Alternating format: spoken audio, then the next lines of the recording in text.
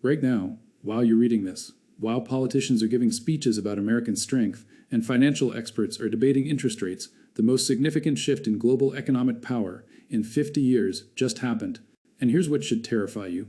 China didn't just sell some treasury bonds as part of routine portfolio management. They executed a coordinated $500 billion liquidation of United States debt that represents a fundamental break in the financial architecture that has supported American dominance since 1971. This isn't a transaction. This is a declaration. Before this video ends, you'll understand exactly what this means for your savings and your retirement, and why the comfortable world of dollar supremacy is ending faster than anyone in Washington wants to admit. In 1945, the Bretton Woods Agreement established the United States dollar as the world's reserve currency.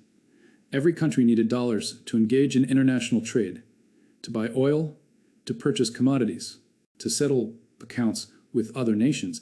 This created automatic demand for dollars and for United States debt. Countries accumulated dollars and invested them in treasury bonds because treasuries were safe, liquid, and necessary for participating in the global economy. For nearly 80 years, this system gave America an extraordinary privilege. We could run massive budget deficits and trade deficits without consequence because the world needed to hold our debt. We could print money and export the inflation to other countries. We could borrow at lower rates than our economic fundamentals justified because treasury bonds were the global safe haven. It was the foundation of American empire, more important than our military, more powerful than our technology, more valuable than our natural resources. And China just walked away from it. In 1997, the Asian financial crisis devastated economies across Thailand, Indonesia, South Korea, and Malaysia.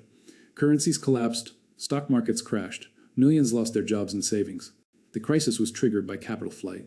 Foreign investors pulled money out of these countries all at once, overwhelming their financial systems and destroying their economies. China watched this happen and learned a critical lesson: never be dependent on the dollar, never trust the American financial system, build your own alternatives. They started accumulating treasury bonds not because they loved America, but because they needed dollars to manage their currency and participate in global trade. By 2013, China held over $1.3 trillion in United States Treasury bonds, the largest foreign holder in the world. That holding gave them influence.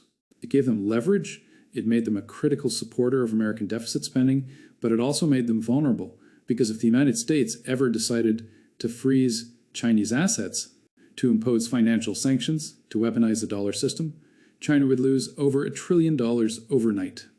And they decided that vulnerability was unacceptable. In 2022, when the United States and Europe froze $300 billion in Russian central bank reserves after the invasion of Ukraine, every finance ministry in Beijing, Moscow, Tehran, and Riyadh paid attention. The message was clear. If you hold your reserves in dollars, in treasury bonds, in assets controlled by Western financial systems, those assets can be taken from you at any moment for political reasons. Russia had played by the rules. They had accumulated reserves in the currencies and bonds of developed nations, and those reserves were confiscated with the stroke of a pen. China understood immediately that the same thing could happen to them over Taiwan, over trade disputes, over any geopolitical conflict with the United States. They accelerated a process that had already been underway for years, the systematic reduction of their dollar exposure and their treasury holdings. But what just happened goes far beyond gradual portfolio adjustment. This was a $500 billion liquidation executed in a coordinated fashion that can only be described as financial warfare. Now let me show you exactly how this works and why it matters.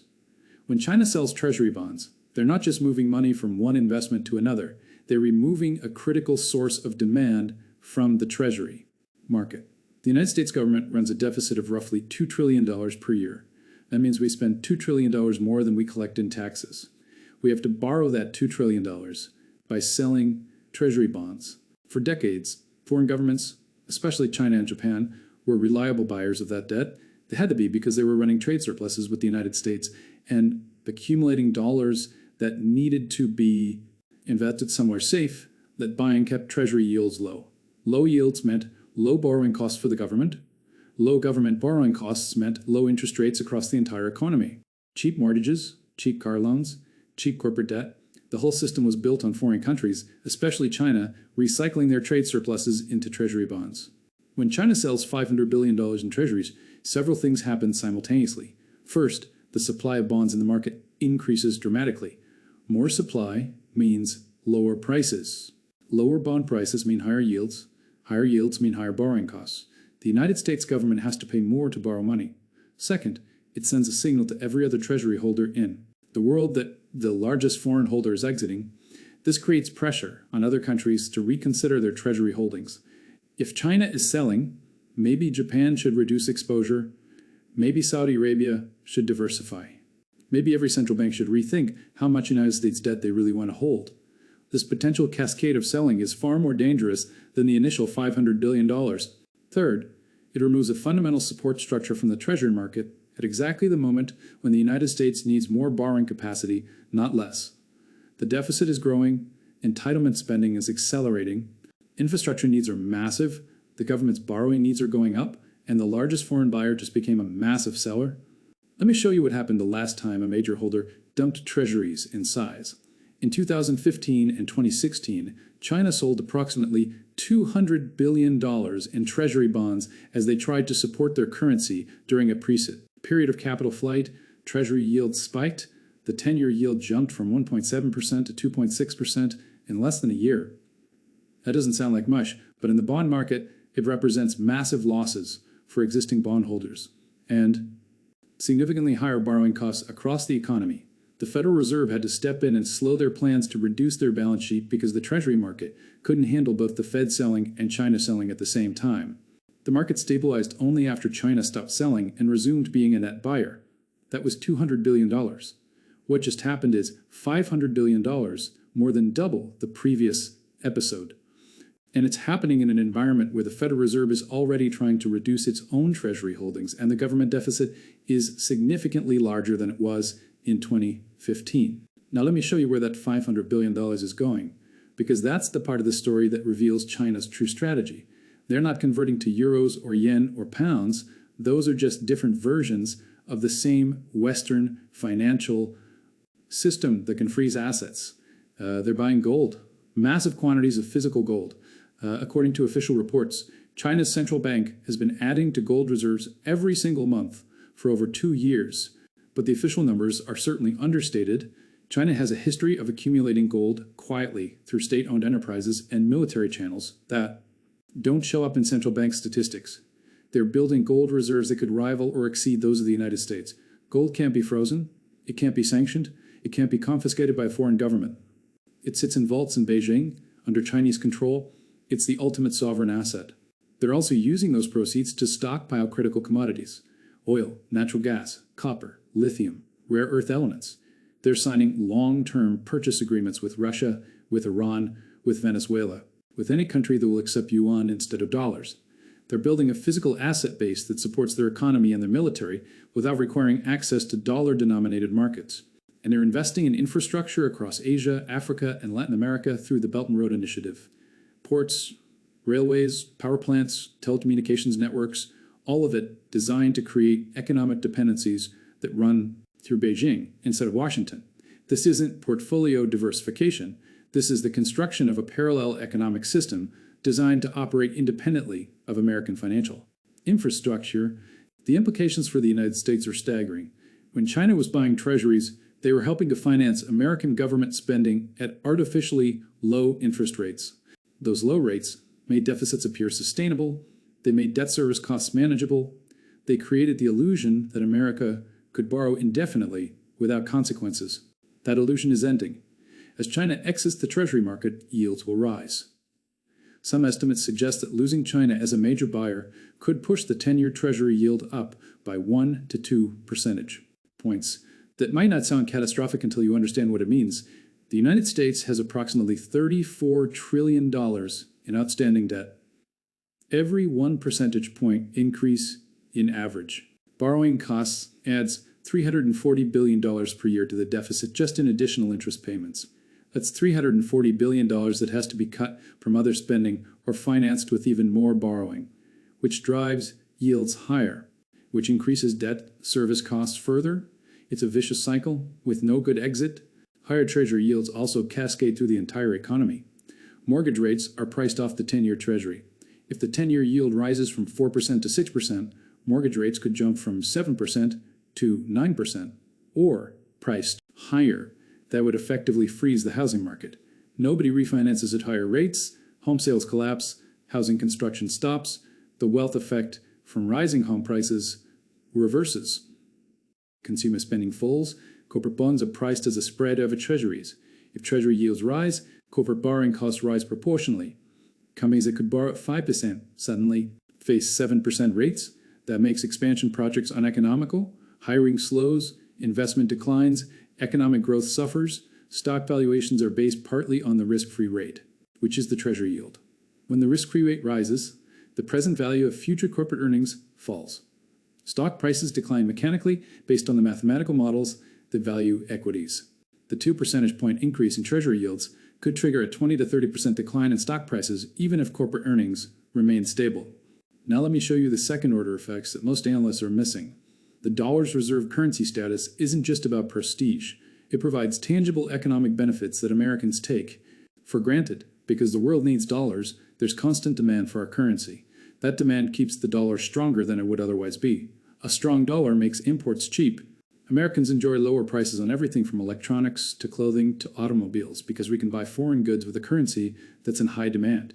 When China and other countries stop accumulating dollars, when they start actively reducing dollar holdings, that demand decreases, the dollar weakens, imports become more expensive, inflation accelerates. But here's the trap. The Federal Reserve can't simply print more money to offset the selling pressure without destroying the dollar's value even faster. They're stuck. The petrodollar system, created in 1974, when Henry Kissinger negotiated an agreement with Saudi Arabia to price oil exclusively in dollars, is already showing cracks. Saudi Arabia recently announced they would accept yuan for oil sales to China. The United Arab Emirates is conducting natural gas trades in currencies other than dollars. Russia is selling oil to India in rupees. Every one of these transactions represents demand for dollars that no longer exists. Oil is the most traded commodity in the world. For 50 years, every barrel of oil purchased anywhere required dollars, which created structural, unavoidable demand for United States currency and treasury bonds. That structural demand is evaporating. When it's gone completely, the dollar becomes just another currency, competing on its actual merits, rather than enjoying artificial support from commodity trading requirements. China understands that the transition away from dollar dominance creates enormous risks for the United States: rising interest rates, falling asset prices, higher inflation, slower growth, potential financial crisis. They're betting that America lacks the political cohesion and fiscal discipline to manage these challenges. They've watched our political system become increasingly dysfunctional.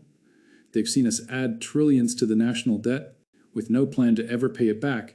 They've observed the Federal Reserve oscillate between printing money to support asset prices and raising rates to fight inflation, never able to commit to long-term stability. They've concluded that the United States is a declining power that will manage its decline poorly, and they're positioning themselves to benefit from that decline. Let me show you what happens next in 3 potential scenarios. Scenario 1 is managed decline. The Federal Reserve and the Treasury Department coordinate with remaining allied countries to absorb the selling pressure. From China, Japan increases its treasury purchases, European central banks step in, wealthy individuals and pension funds are encouraged to buy more government debt. The Fed slows or stops its balance sheet reduction to provide support. Treasury yields rise, but in a controlled fashion. The economy slows, but doesn't crash. Inflation remains elevated, but manageable. The dollar weakens gradually over years, rather than collapsing suddenly. This is the best-case outcome. It requires extraordinary coordination and discipline from policymakers. It requires that nothing else goes wrong. No recession, no financial crisis, no geopolitical shock. History suggests this is optimistic. Scenario 2 is crisis and intervention. Treasury yields spike as China's selling overwhelms the market. The 10-year yield hits 6% or higher. Mortgage rates approach 10%. The housing market freezes. Stock prices crash as valuations reset to higher discount rates. Corporate borrowing costs surge. Credit markets seize up. Regional banks holding large treasury portfolios suffer massive losses as bond prices fall. Several banks fail. Depositor panic spreads. The Federal Reserve is forced to choose between fighting inflation and saving the financial system. They choose the financial system. Interest rates are cut back to near zero. The Fed resumes quantitative easing, buying treasuries and mortgage-backed securities to prevent a complete collapse. The dollar plunges. Inflation accelerates to double digits We get stagflation, the nightmare combination of economic stagnation and rising prices. The crisis is eventually contained, but at enormous cost. Millions lose their jobs. Retirement accounts are devastated. The standard of living for average Americans falls significantly. Scenario 3 is currency crisis and reset. The selling pressure from China combines with the geopolitical crisis involving Taiwan or another flashpoint. Foreign holders of treasuries panic and start liquidating positions. The dollar faces a full-scale confidence crisis. Treasury yields spike above 8 or 10%. The government cannot afford to service its debt at those rates. The Federal Reserve prints money on an unprecedented scale to buy treasuries and prevent default. Hyperinflation begins. The dollar loses half its value within months. Import prices explode. Gas hits $10 per gallon. Grocery costs double. Social unrest spreads. The government implements emergency measures, price controls, capital controls, possible bank holidays. The international monetary system breaks down. Emergency meetings are held to create a new global reserve currency, possibly a basket of currencies or a digital currency controlled by the International Monetary Fund. The dollar's 80-year reign as the global reserve currency ends. American living standards fall to match our actual economic productivity rather than the inflated levels supported by reserve currency privileges. This is the nightmare scenario. The probability is low but rising. What most people don't understand is that China doesn't need Scenario 3 to achieve its objectives. Scenario 2 is sufficient, a financial crisis that forces the Federal Reserve to choose inflation over stability. A dollar that weakens significantly even if it doesn't collapse completely, an American economy that enters recession and struggles to recover. That outcome strengthens China's relative position dramatically. While America is dealing with financial crisis and political turmoil, China continues building infrastructure, expanding trade relationships, and positioning the yuan as a viable alternative for international transactions. They don't need the yuan to replace the dollar tomorrow. They just need it to be an acceptable alternative for countries that want options. And every year that America looks weaker and more chaotic, more countries will seek those options. The historical parallels are striking and ominous. In 1956, Britain and France invaded Egypt to retake control of the Suez Canal. The United States opposed the invasion. President Eisenhower threatened to sell America's holdings of British pound, sterling, and British government bonds if they didn't withdraw. Britain faced a choice between maintaining its imperial position in Egypt or avoiding a currency crisis. They chose to avoid the currency crisis. They withdrew from Egypt in humiliation. That moment marked the effective end of the British Empire. The world's dominant power for a century was brought to heel by financial pressure from its rising rival. Britain still existed, it still had nuclear weapons, it still had a functioning economy, but it was no longer the hegemon. That transition had happened. The pound sterling was no longer the global reserve currency. British living standards began a long relative decline compared to the United States. Today, China is using the same playbook against America. They're weaponizing our dependence on their treasury purchases. They're demonstrating that they can impose financial costs on the United States without firing a shot. They're showing every country watching that American power has limits and that those limits are financial. The dumping of $500 billion in treasuries is a demonstration, a proof of concept. China is showing that they can move markets, that they can impose costs on the United States, and that they have alternatives to the dollar system. They're sending a message to Taiwan, to Japan, to South Korea, to every country in the region, and America's financial dominance is ending. The protection and economic benefits that came from aligning with Washington are no longer guaranteed. You need to consider your options. Some countries will resist. Japan, South Korea, and Australia have deep security relationships with the United States that transcend economics, but others will hedge. They'll maintain relationships with Washington while building ties to Beijing. They'll accept yuan for trade while still holding some dollars. They'll participate in both systems while waiting to see which one prevails. That hedging behavior itself accelerates the dollar's decline because it means the countries are no longer all in on the American system. Now let me show you what you should be watching. Treasury yields are the most important indicator. The 10-year Treasury yield tells you what the market thinks about American creditworthiness and inflation expectations. If yields spike above 5% and stay there, it means the market is demanding higher compensation for the risk of holding United States debt.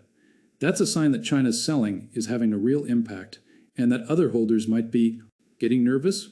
Watch the dollar index, which measures the dollar against a basket of major currencies.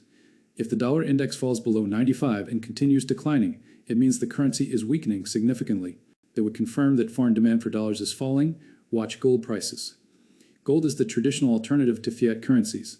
If gold breaks above $2,500 per ounce and continues rising, it means investors are losing faith in paper currencies and seeking hard assets. That would validate China's strategy of moving from treasuries to gold. Watch the Federal Reserve's balance sheet.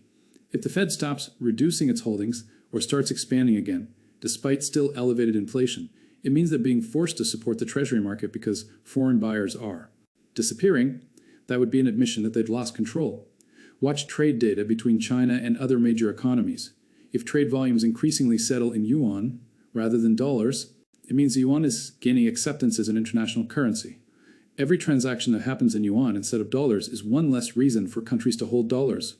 And watch commodity prices, especially oil. If oil prices start rising despite weak economic growth, it means the petrodollar system is breaking down, and oil producers are using their pricing power to compensate for a weakening dollar. The most important thing to understand is that this process is irreversible through normal policy tools. The Federal Reserve cannot simply raise interest rates high enough to attract foreign buyers back to treasuries, because raising rates that high would crash the economy and the stock market.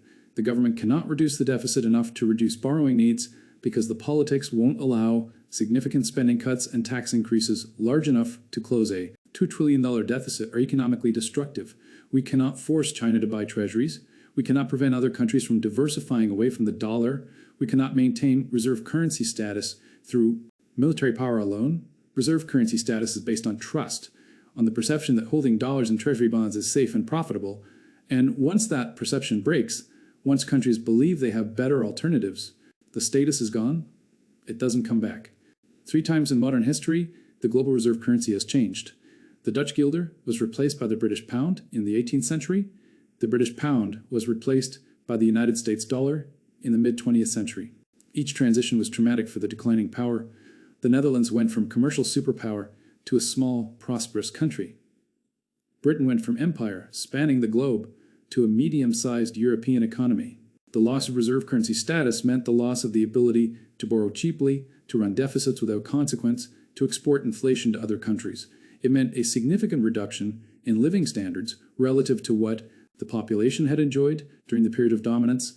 The United States is now facing that same transition, not because we're becoming poor, but because we're losing the extraordinary privileges that came from issuing the global reserve currency. China dumping $500 billion in United States debt isn't the cause of this transition. It's a symptom. The cause is decades of deficit spending, monetary mismanagement, political dysfunction, and the weaponization of the dollar system that has made other countries desperate for alternatives. China is simply accelerating a process that was already inevitable. They're pushing on a door that was already opening. The question isn't whether the dollar loses its dominant status. The question is how fast it happens and how chaotic the transition becomes.